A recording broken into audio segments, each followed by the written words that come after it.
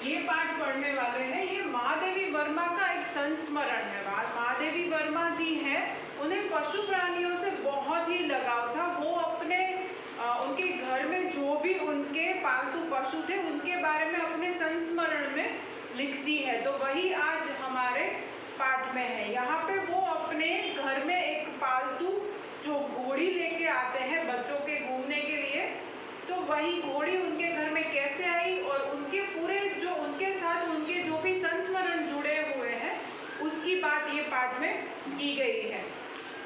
यहाँ पे सबसे पहले हम पात्र देख लेते हैं। सबसे पहले यहाँ पे रानी के साथ और दो प्राणी है, वो पालतू प्राणी उनके घर पे आते हैं, वो है निक्की और रोजी। साथ में दूसरे दो घर के नौकर हैं, रामा और कल्लू, जिसे वह नौकर तो नहीं मानते हैं, नौकर नहीं बोला जा सकता, क्योंकि महादेवी वर्मा जी यहाँ पे कह रही है कि वो भी उन्हें मार सकते थे या फिर डांट सकते थे, जैसे उनके बाबूजी उनको मार सकते थे। नेक्स्ट कैरेक्टर जो पात्र है वो मैंने बोल दिया है कि बाबूजी है और खुद लेखिका है, यानी कि महादेवी वर्मा जी है, तो हम यहाँ पे महादेवी वर्मा जी को लेखिका ही बोलेंगे।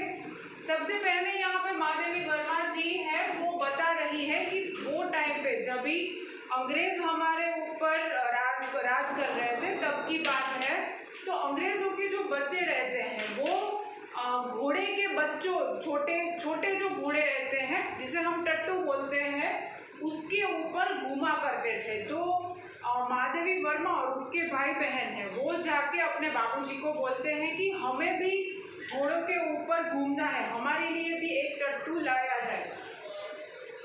उनके बाबूजी के पास वो ये जो मौखिक जो पत्र बोलते हैं जिसे हम मेमोरेंडम बोलते हैं, वो जाके बोले, उससे पहले वो रामा से पूछते हैं जो उनके घर का नौकर है कि ये जो छोटे से घोड़े के ऊपर सब अंग्रेजों के बच्चे घूम रहे हैं तो उसे क्या कहते हैं। जो वाइट कलर के जो सफ़ेद कलर के थे उसके लिए रामा उन्हें बताता है कि ये सब घोड़े के बच्चे यानी कि टट्टू हैं, और जो सफ़ेद कलर के हैं उससे वो गधे भी बोल रहा था। तो जैसे रामा ने कहानियाँ जितनी भी बताई थी बच्चों को, तो वो हिसाब से महादेवी वर्मा जी यहाँ पे कह रही है कि जो कहानियाँ रामा ने बताई थी उसमें हमेशा उसने राजा और रानी की कहानियों में ऐसा बताया था कि जिसे भी सजा होती थी उसे घोड़े पे बिठाकर पूरा घुमाया जाता था।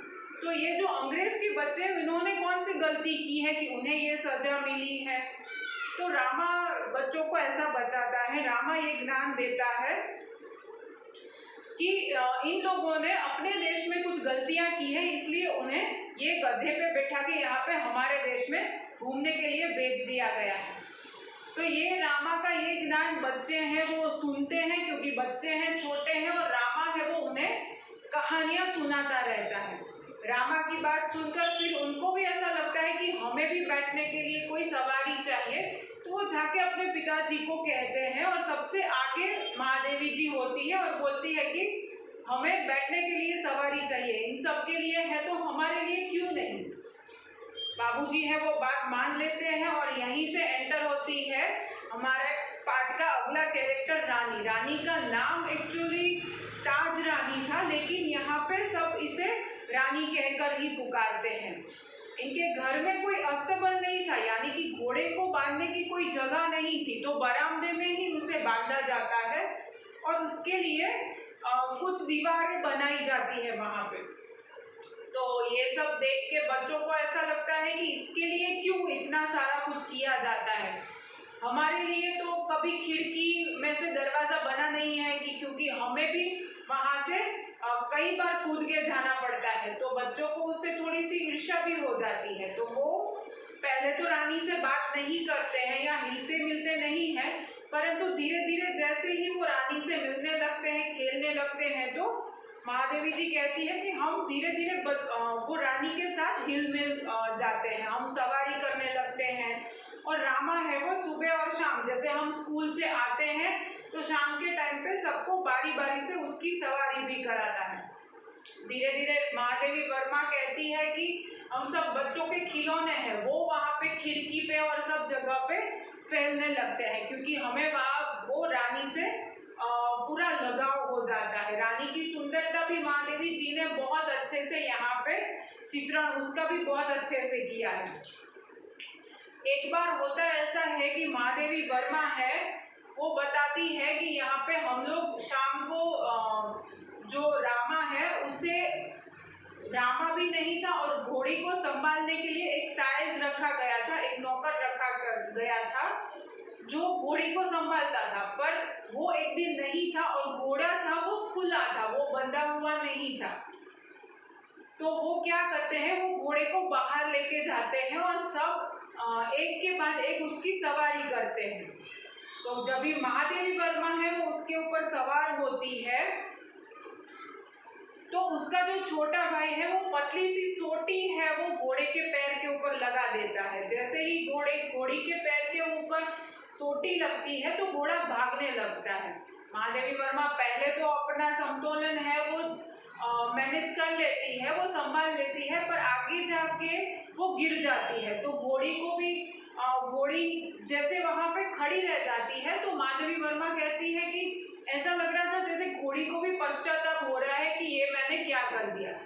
बहुत दिनों के बाद महादेवी वर्मा अपने उनके बिछोने पे से वो उठ पाती है क्योंकि उनको भी बहुत सारा लगा था। वो उठने के बाद वो घोड़ी के पास जाती है तो वो बता रही ऐसा लग रहा था जैसे घोड़ी की आंखों से ऐसा लग रहा था कि जैसे उसे अभी तक पछतावा हो रहा है कि ये उससे क्या हो गया।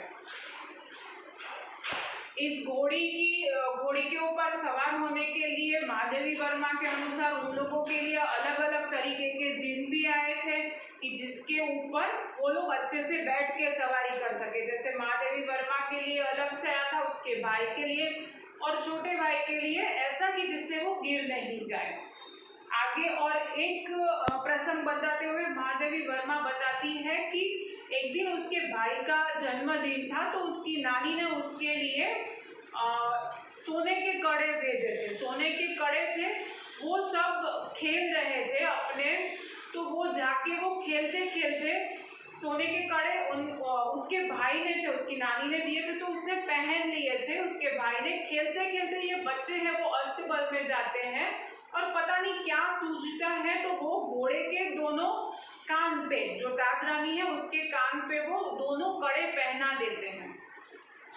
और बच्चे हैं तो खेलते खेलते वो चीज़ भूल जाते हैं, वहाँ से चले जाते हैं। पता नहीं किसने तो भी वो कड़े हैं वो वहाँ पे गड्ढा खोद के उसकी मिट्टी में डाल दिए थे, छुपा दिए थे। तो जब भी माँ को ऐसा ध्यान आता है कि कड़े कहाँ हैं तो माँ के पूछने पर सब ढूंढते ढूंढते अस्तबल में आते हैं। तो देखा गया तो वहाँ पे जो घोड़ी है वो अपने पैर से कुछ खोदने की कोशिश कर रही थी। तो वहाँ पे उसके बाबूजी को समझ में आता है और वो वहाँ से मिट्टी हटाते हैं तो वहीं से उनके कड़े प्राप्त हो जाते हैं। तो इसके बाद है वो घोड़ी का स्थान है वो और भी अच्छा हो जाता है घर में और सब लोग बहुत खुश रहते हैं उससे। तीसरा प्रसंग यहाँ पे महादेवी जी ने कहा है कि वो घोड़ी है वो एक शावक को यानी कि एक छोटे बच्चे को जन्म देती है। तो घर में जितने भी महादेवी वर्मा के साथ छोटे बच्चे थे वो ये चीज़ समझ नहीं पा रहे थे। तो महादेवी वर्मा ये लिखती है कि एक दिन सुबह जब हम उठे तो घोड़ी के पास एक छोटा सा बच्चा घोड़े का लेटा हुआ था। तो हम लोगों ने रामा से पूछा कि ये कहाँ से आया। तभी रामा कहता है, पहले तो रामा है वो ये बात को टाल मटोल करता है, लेकिन फिर रामा कहता है कि ये इसका बच्चा है। तो महादेवी वर्मा के साथ दूसरे बच्चे हैं वो भी पूछते हैं कि ये कहाँ था अब तक।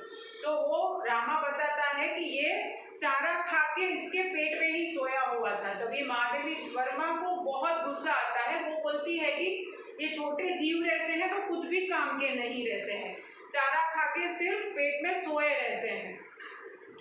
तो महादेवी वर्मा का भाई है वो एक बात सोचता है और महादेवी वर्मा को आके बताता है कि क्या हम ऐसा कर सकते हैं कि एक चाकू लेके इसका जो घोड़ी है उसका पेट काट के उसमें से जो और एक छोटा बच्चा है उसे निकाल लेते हैं। क्योंकि ये बच्चे हैं, उन्होंने पहले रामा को पूछा था कि क्या इसके पेट में और हैं ऐसे छोटे बच्चे, तो रामा हाँ बोलता है।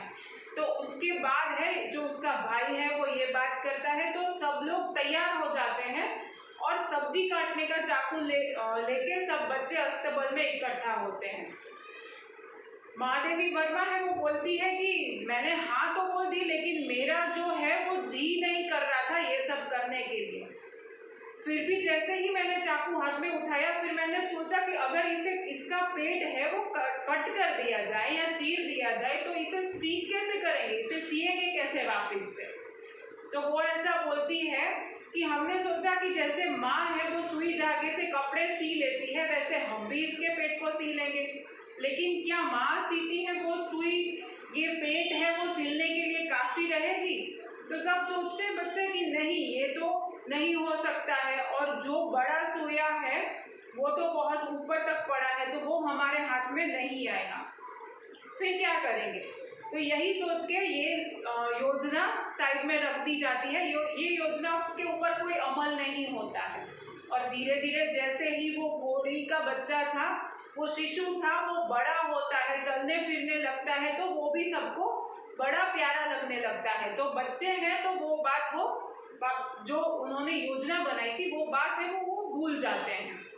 तो यहाँ पे महादेवी वर्मा है, उनका एक संस्मरण यहाँ पे हमें दिया गया है। संस्मरण में जो घोड़ी है उसकी बात की गई है, साथ में महादेवी वर्मा है वो दूसरे जो दो उनके पालतू है, निक्की जो एक नेवला है और रोजी जो एक डॉग है, एक कुतिया है, उसे भी भूली नहीं है।